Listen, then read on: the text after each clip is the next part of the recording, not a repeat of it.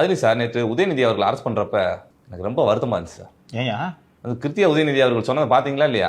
என்ன சொன்னாங்க? காலை கடனை முடிக்காம நீங்க பாட்டுக்கு அரெஸ்ட் பண்ண வந்துட்டீங்களே. அதெல்லாம் ஒன்றும் பிரச்சனை இல்லைப்பா. போகிற வழி பூரா பெட்ரோல் பங்க் இருக்கு, என்னெல்லாம் அங்கே தான் கூட்டின்னு போவாங்க. கதை திறந்து வச்சுட்டே போனா அது ஒன்று தான் பிரச்சனை சார். தஞ்சாவூர் வரைக்கும் போகணும்ல சார். இருக்கட்டும், வழியில் எத்தனை பெட்ரோல் பங்க் இருக்கு, அதெல்லாம் பத்திரமா பார்த்துப்பாங்கப்பா. இல்லை 8 போலீஸ் நிற்பாங்க. அதுவும் இந்த மாதிரி காலை கடனை கழிக்கிறதுக்கு AK-47 கழிக்கிற ஒரு அனுபவம் உங்களுக்கு கிடைக்குமா? பின்னாடி பேண்ட் வர பிடிச்சிக்கிடுவாங்க சார். பாதுகாப்பு இதை இஜெட் ஸ்கொயரா ஒய் பிளஸ் பாதுகாப்பு ஓனி இருந்திருப்ப. என்ன AK-47 வச்சுக்கிட்டு பாதுகாப்பு கொடுக்கும்போது நீ காலை கடனை கழிக்கிற அந்த ஒரு அனுபவம் உனக்கு கிடைக்குமா? இன்னொன்று சேஃப்டியா இருக்கலாம் சார். ஆமா, இந்தியன் ஆயில் பங்க்ல தான் நிறுத்துவாங்க. ஏன்னா இந்தியன் ஆயில் பங்க்ல தான் கவர்மெண்ட் போலீஸ் வண்டிக்கு டீசல் போடுவாங்க. அதுல நல்ல கழிப்பறை சுத்தமாகத்தான் இருக்கும். போலாமே, இதற்கு போய் இப்படி கிருத்திகா வருத்தப்பட்டால் எல்லாம் கரெக்டாக கூட்டு போவாங்க, ஒன்றும் பிரச்சனை இருக்காது. சொன்னோன்னே நிறுத்துவாங்கப்பா. தமிழ்நாடு பூரா போயிருக்கேன், கன்னியாகுமரி வரைக்கும் போயிருக்கேன் நான். சொன்னோன்னு பக்கத்தில் போயிருந்தேன் சார், 5 நிமிஷம் சார் கொடுப்பு கரெக்டாக நிறுத்தி. சரி, இது ஒரு வாக்குவாதம், இது ஏன் சார் நியூஸ் ஆகுது? ஏமா அதெல்லாம் வீடியோவை எடுத்து வருதுமா, பேசுறாங்க. நீங்க தான் அரஸ்ட்டுக்கு தாமதத்துக்கு அவர் உள்ள உட்காந்துக்கின்னு அவங்க என்ன நடந்துச்சுன்றது எனக்கு தெரியும். என்ன கட்சிக்காரங்களா வந்துட்டாங்களா, இல்ல போய் தான் ஆகணுமா? அட்வொகேட் என்ன சொல்றாரு, என்ன கூப்பிட்டியா, போய் தான் ஆகணுமா என்றவர் பேசி கொண்டிருந்திருப்பார்.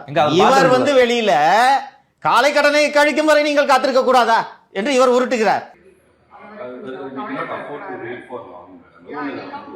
இல்ல உண்மையிலே உதயநிதி அவர்கள் பாத்ரூம்குள்ள தான் இருந்தாரா சார்? போலீஸ் வந்தோட பாத்ரூம்ல ஒளிஞ்சிட்டு இருக்காங்க பாக்குறேன். நான் எப்படி தெம்பா அரசானே பாத்தியா சேட் வரும்போதே.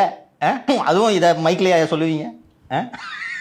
கழிவறையில் அமர்ந்திருந்த கன நேரத்தில் கைது செய்து விட்டார்கள். நல்லா தான் இருக்குது. எடப்பாடி பழனிசாமி வந்திருந்தா கூட இவ்வளவு சிறப்பாக இருந்திருக்காது. இப்பதான் சார் பலரும் வந்து பேசுறாங்க, முன்னாடி எப்படி கருணாநிதி அவர்களும் ஜெயலலிதா அவர்களும் இருந்துச்சோ அந்த மாதிரி இப்ப மாறிடுச்சு அப்படின்ட்டு. ஆனாங்க சார், இது வந்து இப்ப உதயநிதி வர்சஸ் விஜய்ன்னு மாறும். அரசியலே அப்படித்தானே போய் கொண்டிருக்கிறது, வேறு எப்படி மாறும் என்று நினைக்கிறீர்கள் நீங்கள்? இல்ல ஒருவேளைங்க சார், திரு ஸ்டாலினுக்கு பதிலா வேற யாராவது தலைவர்னு கூட இப்ப நினைச்சு பார்க்க முடியாத அளவுக்கு. ஏமா அவர் ரிட்டையர் ஆகி 3 மாசம் ஆகுதுமா, என்னமா நீங்க எந்த உலகத்துல வாழ்ந்துன்னு இருக்கிறீங்க? எம்எல்ஏ கூட்டத்துக்கு வந்தாரமா அவரு? வர முடியாது. முன்னாள் எம்எல்ஏ காணொலி காட்சியில் நடந்த அந்த கூட்டத்துக்கு கலந்துக்கிட்டாரா? இல்ல. அப்புறம் சார் ஜெயிக்க போறாரு, உங்களுக்கு தெரியல. மறு வாக்கு என்ன சொன்னாங்க தெரியுமா?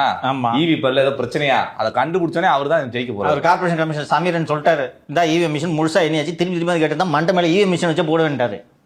இவங்களும் அந்த மனுஷனை பாவம் என்ன பாடுதான் படுத்துவாங்கன்னு தெரியல. இல்ல சரியில்லை, திருப்பி என்ன அவர் என்ன இல்லைங்க MP-ஆளா இருந்த ஒரு சீனியர் கவுன்சில், இல்லைங்க இதுல சரியா பூட்டு போடல அப்படின்றாரு.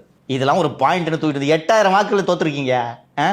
ஒரு வாக்குல தோத்த பெரிய கருமனே வாய் மூடிட்டு இருக்காரு. 8000 வாக்குல தோத்துட்டு இதுல வேற இப்படி திருப்பி போட்டு வேணு, அப்படி திருப்பி போட்டு என்ன, அந்த திசையில வச்சு என்ன ஓட்டு விழுந்துருமா? VS பாபு சொன்னார்ல. போங்க.